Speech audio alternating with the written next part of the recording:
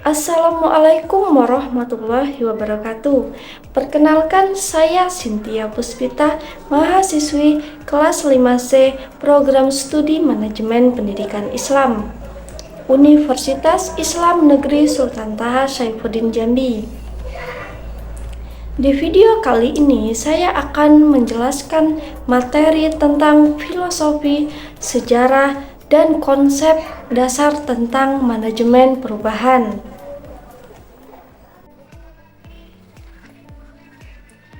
Masuklah pada pembahasan yang pertama, yakni filosofi manajemen perubahan.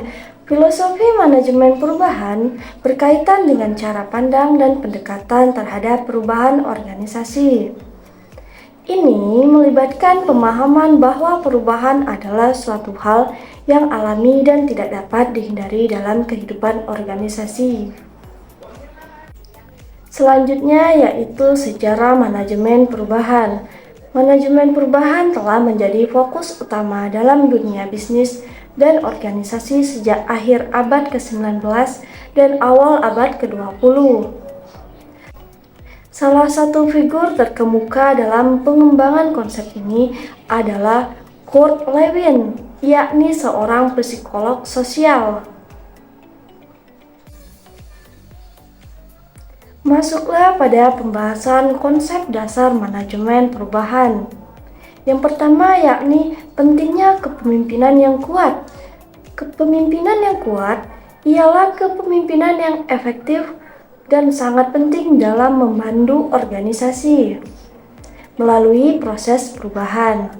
Pemimpin harus mampu menginspirasi, memberikan visi, dan memberikan arahan yang jelas. Yang kedua yaitu komunikasi yang efektif. Komunikasi terbuka dan jujur merupakan faktor kunci dalam meminimalkan resistensi terhadap perubahan. Semua pihak terlibat harus diberi pemahaman yang jelas tentang alasan di balik perubahan dan bagaimana ini akan mempengaruhi mereka. Yang ketiga yaitu keterlibatan dan partisipasi karyawan. Melibatkan karyawan dalam proses perencanaan dan pelaksanaan perubahan dalam meningkatkan penerimaan dan meminimalkan ketidakpastian. Selanjutnya yaitu yang keempat, pengelolaan resistensi. Resistensi terhadap perubahan adalah hal yang wajar. Penting untuk mengidentifikasi sumber resistensi dan mencari cara untuk mengatasinya melalui edukasi, komunikasi, atau pengakomodasian kekhawatiran yang sah. Yang kelima yaitu evaluasi dan pembelajaran. Setelah perubahan diimplementasikan, penting untuk mengevaluasi hasilnya dan belajar dari pengalaman tersebut. Ini memungkinkan organisasi untuk terus berkembang dan memperbaiki proses perubahan di masa mendatang. Masuklah pada pembahasan pengertian perubahan dan manajemen perubahan. Perubahan adalah suatu keadaan atau proses di mana sesuatu berubah dari keadaan awalnya menjadi keadaan yang berbeda. Dalam konteks organisasi atau bisnis, perubahan dapat mencakup berbagai hal, seperti perubahan dalam struktur, proses, budaya, teknologi, atau tujuan organisasi. Sedangkan manajemen perubahan di sisi lain adalah pendekatan atau proses sistematis untuk merencanakan, melaksanakan, dan mengelola perubahan dalam suatu organisasi.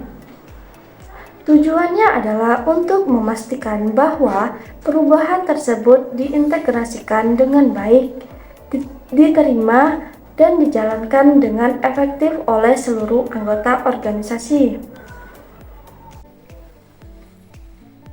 Pembahasan selanjutnya yaitu proses perubahan adalah serangkaian langkah atau tahapan yang dilakukan untuk merencanakan, mengimplementasikan, dan mengelola perubahan dalam suatu organisasi.